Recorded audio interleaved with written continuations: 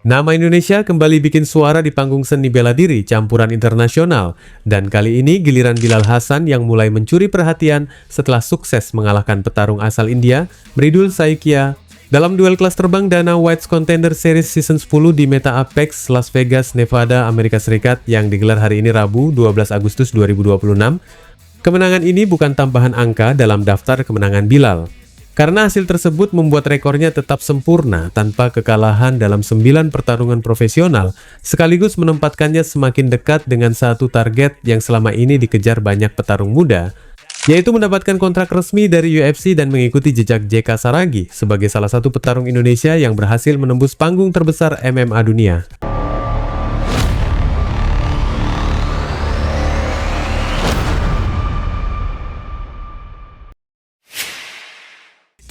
Because you are behind a fake exterior, inferior. You know I'll always be a bit superior. Get off of me, this ain't no humble brag.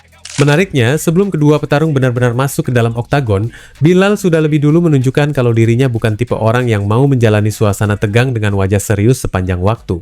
Dalam sesi penimbangan badan dan face-off, petarung berdarah Indonesia ini sempat melakukan aksi iseng dengan mengulurkan tangannya seolah-olah ingin bersalaman dengan Mridul Saikia, tetapi ketika lawannya hendak merespons, Bilal justru menarik kembali tangannya dan menggunakan momen tersebut untuk merapikan rambutnya.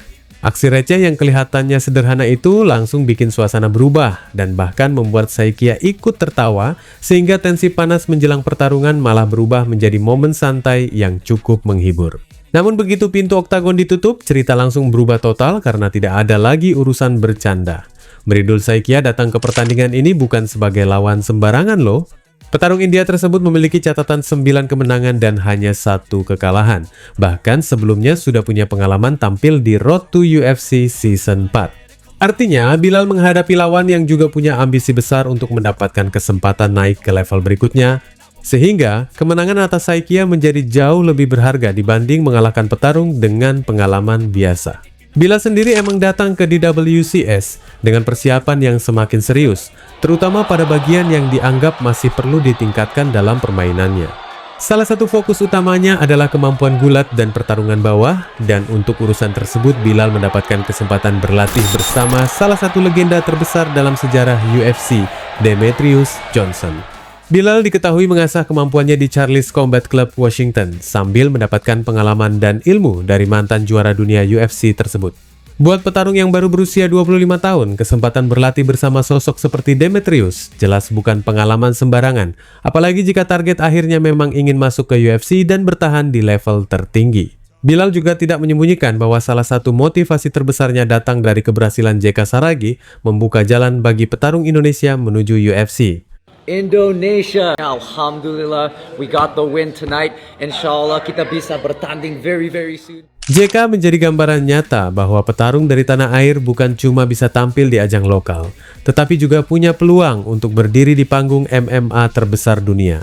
Karena itu, Bilal ingin melanjutkan jalur yang sudah lebih dulu dibuka JK, tentu dengan ambisi untuk membangun perjalanan versinya sendiri dan membuktikan bahwa petarung berdarah Indonesia juga mampu bersaing dengan lawan-lawan dari berbagai negara. Yang menarik lagi, ternyata Bilal punya ritual loh sebelum bertanding yang cukup khas dan sangat Indonesia.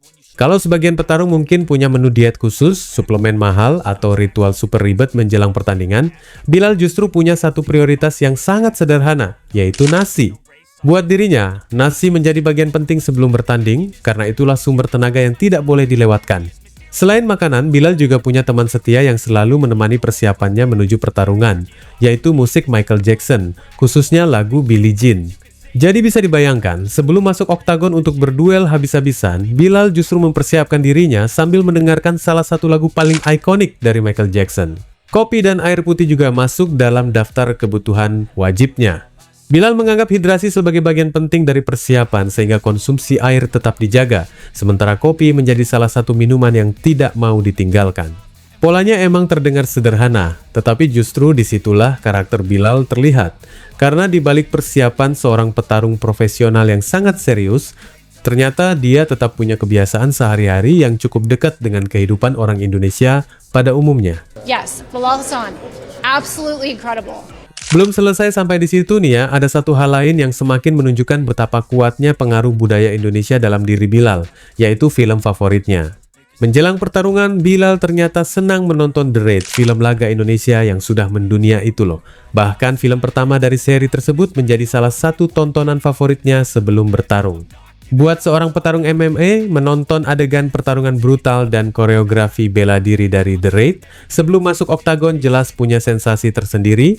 Apalagi Bilal memang memiliki ketertarikan besar terhadap seni bela diri Indonesia.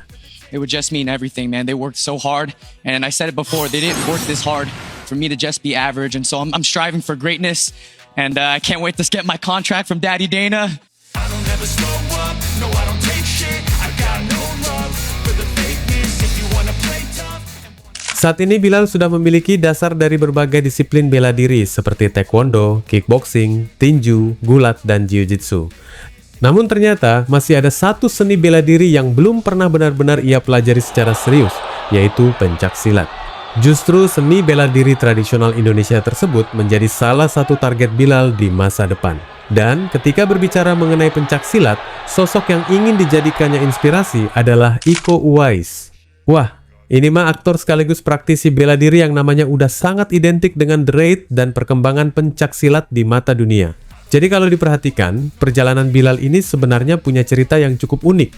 Dia lahir di Oahu, Hawaii, tetapi memiliki darah Indonesia dari kedua orang tuanya. Kemudian tumbuh sebagai seorang petarung dengan dasar berbagai disiplin bela diri modern, berlatih di Amerika Serikat, belajar dari legenda UFC seperti Demetrius Johnson, menikmati nasi dan kopi sebagai bagian dari rutinitasnya, mendengarkan Michael Jackson sebelum bertarung, bahkan mendapatkan inspirasi bela diri dari film The Raid dan sosok Iko Uwais. Semua elemen tersebut akhirnya bertemu di satu titik ketika Bilal harus membuktikan dirinya di panggung di WCS. Dan sekarang setelah berhasil melewati Meridul Saikia dengan kemenangan yang menjaga rekor profesionalnya menjadi 9-0, pertanyaan besarnya tinggal satu nih, apakah Dana White bakal memberikan tiket menuju UFC? Di WCS memang menjadi tempat para petarung muda menunjukkan apakah mereka layak mendapatkan kesempatan di level tertinggi. Dan Bilal sudah melakukan bagian terpentingnya dengan memenangkan pertarungan ketika kesempatan tersebut datang. Apalagi kemenangan ini diraih melawan lawan yang juga punya rekam jejak bagus dan datang dengan ambisi yang sama. Kalau melihat situasinya, sulit untuk tidak membayangkan Bilal segera mendapatkan kabar besar setelah malam pertarungan tersebut. 9 laga profesional, belum pernah kalah, memiliki pengalaman di berbagai disiplin bela diri, berlatih bersama salah satu legenda UFC, membawa darah Indonesia, dan sekarang berhasil melewati ujian penting di DWCS. Tinggal menunggu apakah Dana White akan membuka pintu UFC untuknya, karena mustahil rasanya loh jika Bilal harus menunggu satu pertarungan lagi. Listen, when you are the biggest favorite in the history of the Contender Series, 10 years, that's how you better treat somebody, and you absolutely did. I'm excited about you. I'm excited to see your future, and I'm really pumped for your first fight in the UFC. Welcome. Yang jelas, satu hal sudah berhasil dilakukan Bilal Hasan.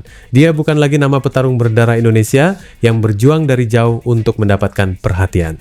Setelah kemenangan atas Meridul Saikia, namanya mulai punya alasan kuat untuk diperbincangkan. Dan maka JK Saragi bisa jadi bukan lagi satu-satunya nama yang membawa bendera Indonesia ke panggung UFC. Wassalamualaikum warahmatullahi wabarakatuh.